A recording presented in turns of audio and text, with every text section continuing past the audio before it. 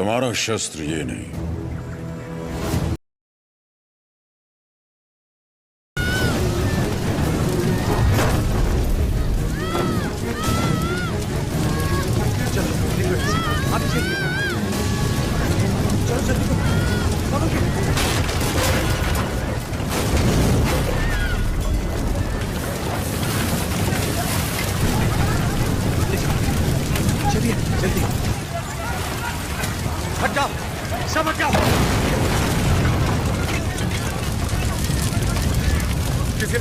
आग लगाई। कौन है वो नीचे? किसने किया है ये? मैंने लगाई आग।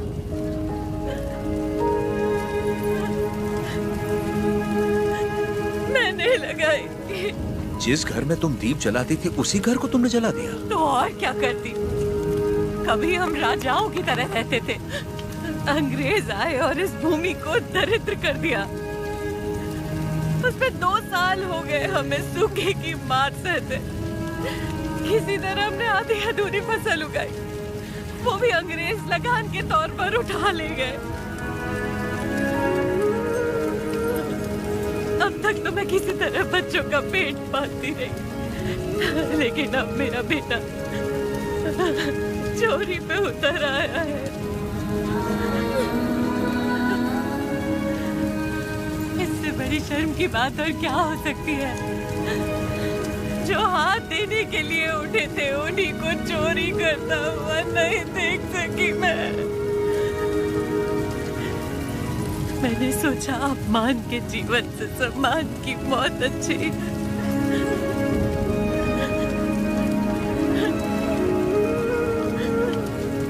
क्या हुआ बेटा?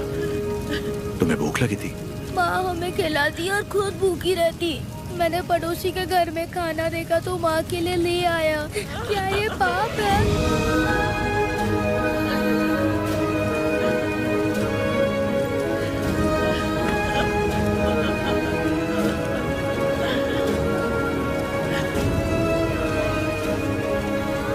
बड़े भैया, वियालावाड़ा और नौसम किले के गोदामों का अनाज बैलगाड़ियों में भर के ले आई।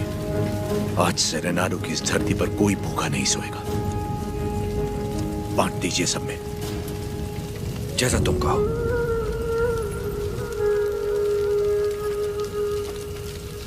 चोरी करना पाप होता है बेटा। चोरी मतलब?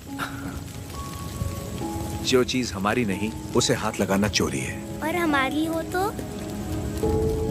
वो हमारा हक है, उसे नहीं छोड़ना चाहिए।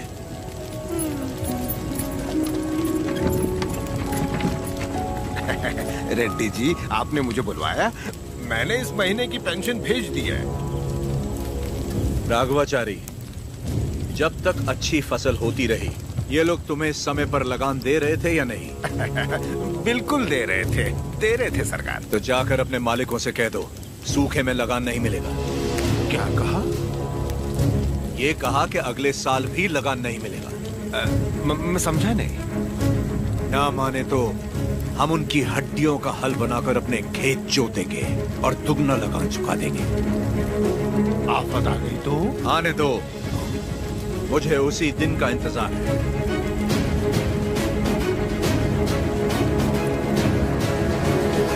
समझ गया। जब तक सूखा पड़ा है अंग्रेजों को लगान देने की कोई जरूरत नहीं है। ये गाड़ियां नरसिम्हा रेड्डी को वापस भेज दो। हमारे गोदाम से अनाज निकालकर प्रजा में बांट दो। मैं अपने लोगों को नरसिम्हा रेड्डी की तरह अंग्रेजों को लगान देने के लिए मना नहीं कर सकता। मैं भी नहीं कर सकता। मैं भी नहीं कर सकता। मैं भी नहीं कर सकता। वीरा रेड्डी, एक पालेगार दूसरे पालेगार के इलाके में दखल ना दे। चलिए पिताजी, हमारी जागीर का फैसला हम खुद करेंगे।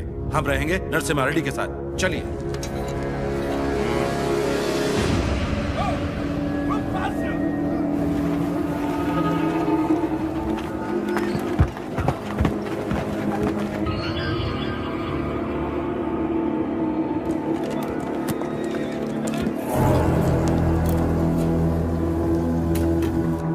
मद्रास प्रेसिडेंसी 1 साल में जितना टैक्स भरती है उसमें पूरा लंदन 25 साल तक बैठ के खा सकता है। ये दत्ता मंडलम से इतना कम टैक्स क्यों आया है? वहाँ से शुरू से टैक्स इकट्ठा करना मुश्किल रहा है सर। रीजन। रेनाडू की महिमा है सर। कहते हैं वह पैदा हुआ खरगोश भी चीते से लड़ जाता। अब बात यह है कि वहाँ के पालेगार और प्रजा से परेशान होकर निजाम जी ने वो जमीन आपको सौंप दी है। तभी तो उसे दत्त मंडलम कहते हैं। वहाँ अक्सर सूखा पड़ता है, लेकिन वो लोग किसी के आगे हाथ नहीं फैलाते। टैक्स तो वो देंगे, लेकिन अपने मन का। जरूरत पड़ी तो उन सबको मार के टैक्स ले आओ। मार तो वो भी हमें सकते हैं। थॉमस मुनरो के राइटवरी एक्ट ने उनके सारे पावर छीन लिए, लेकिन लोग अपने पालेगारों पर जान देते हैं। सच तो ये है सर, हमारे लोग भी उनसे डर के मारे कांपते हैं। Tell me in one sentence. उయ్యాలవాడ Narasimha Reddy, वो उन सब की ताकत है सर। तुमने उसे देखा है कभी? देखा तो नहीं, लेकिन उसके बारे में कहानियां सुनी है। 10 बरस की उम्र में एक आदमखोर चीता मार के अपने कंधे पर उठा लाया था। You Indians are all bloody barbarians, Madhavaya. सुनी सुनाए बातों पर भरोसा कर लेते हो। उस एरिया को कलेक्टर नहीं, बल्कि चाहिए एक हंटर।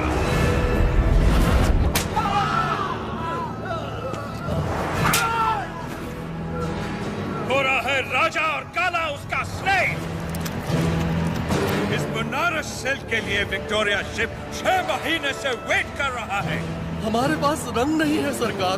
रंग हम तुमको देगा।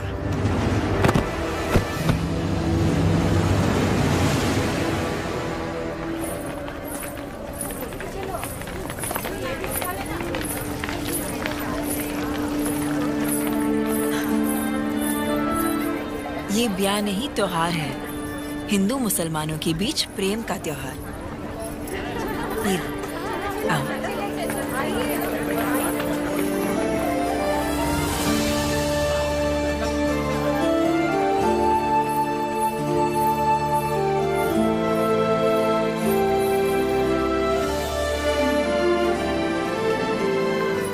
अगर मुझे पता होता आप आ रहे हैं, मैं यहाँ कभी नहीं आती। और मैं यहाँ सिर्फ इसलिए आया क्योंकि तुम यहाँ आने वाली थी, ताकि अपने मन की बात बता सकूं। मेरे माँ बाबा बचपन में ही गुजर गए थे। मेरे अपने सब मुझसे दूर हो गए। मैं जिस किसी को भी चाहती हूँ उसे खो देती हूँ, हमेशा। इसीलिए मैं देवता की शरण में आ गई और अपनी कला से उनकी पूजा करने लगी। मैंने देखा है आपको, बहुत महान व्यक्ति हैं आप। मेरे पास मत आइए, वरना आपको भी खो दूंगी।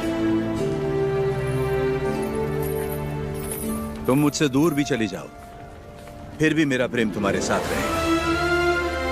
बोलो, जैसे भागमती के नाम पर यह भाग्यनगर बना है, वैसे ही तुम्हारे लिए वीर वेंकट महालक्ष्मी के नाम का एक नया नगर बसा दूं। बताओ लक्ष्मी, बोलो। लक्ष्मी नाम के आगे नरसिम्हा जोड़ दीजिए बस।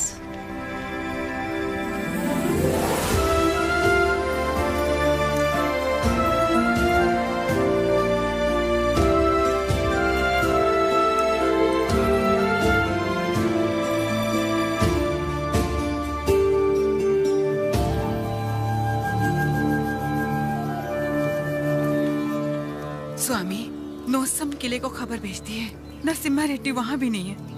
और आज कार्तिक पूर्णिमा है, उसे टीले पर दीपक जलाना है। उसे याद तो होगा ना? वो हर कार्तिक पूर्णिमा के दिन दिया जलाता आया है, आज भी वही जलाएगा।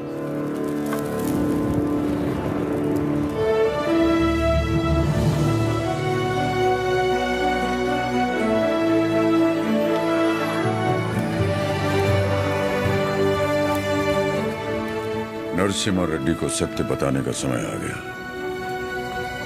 कल यज्ञ की तैयारी कीजिए।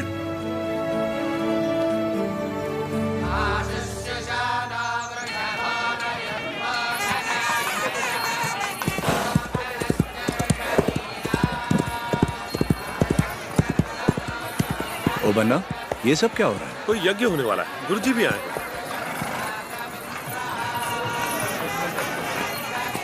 प्रणाम गुरुदेव।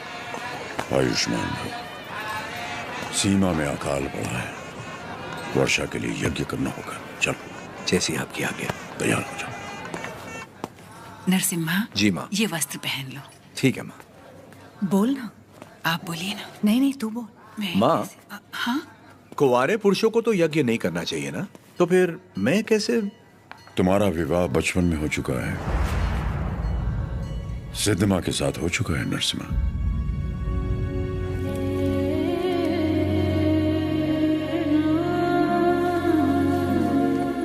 जैसा अकाला पड़ा है तुम्हारे बचपन में भी पड़ा था। ज्योतिष के अनुसार ये यज्ञ सिर्फ तुम कर सकते थे, परिस्थिति कुछ ऐसी बन गई कि यज्ञ के लिए हमें सिद्धम्मा से तुम्हारा ब्याह कराना पड़ा।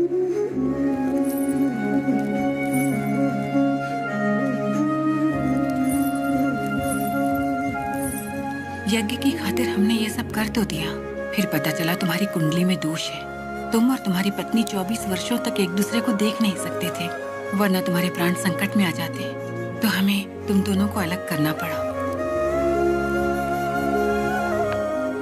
दोबारा यज्ञ की घड़ी आते ही तुम्हारा दोष समाप्त हो गया। सिद्धमा के साथ तुम्हारा विवाह देवताओं का निर्णय है। जाओ आगे बढ़ो। लोगों के अश्रु मिटाने के लिए सिद्धमा के साथ यज्ञ करो।